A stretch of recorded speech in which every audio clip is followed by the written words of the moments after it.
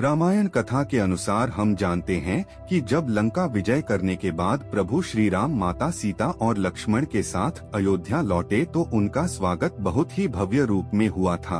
अयोध्या वासियों ने घी के दिए जलाए थे।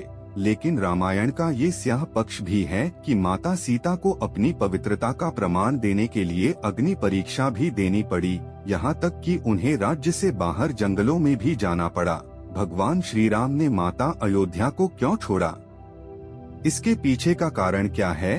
जब भगवान श्री राम को 14 वर्षों का वनवास हुआ तो वे अकेले ही वनवास जाना चाहते थे, लेकिन माता सीता ने उनके साथ चलने का निर्णय लिया।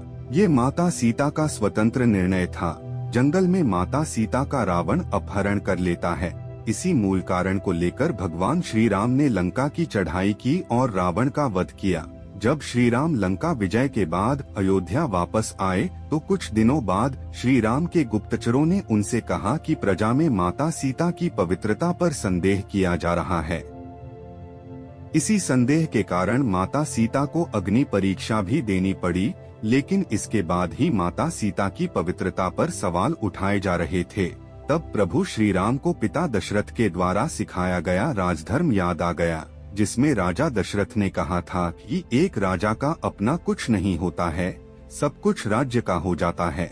बल्कि आवश्यकता पड़ने पर यदि राजा को अपने राज्य और प्रजा के हित के लिए अपनी स्त्री, संतान, मित्र, यहाँ तक कि प्राण भी त्यागने पड़े तो उसमें संकोच नहीं करना चाहिए, क्योंकि राज्य ही उसका मित्र है और राज्य ही उसका परिवार है। प्रजा की भलाई ही उसका सर्वोपरि धर्म है।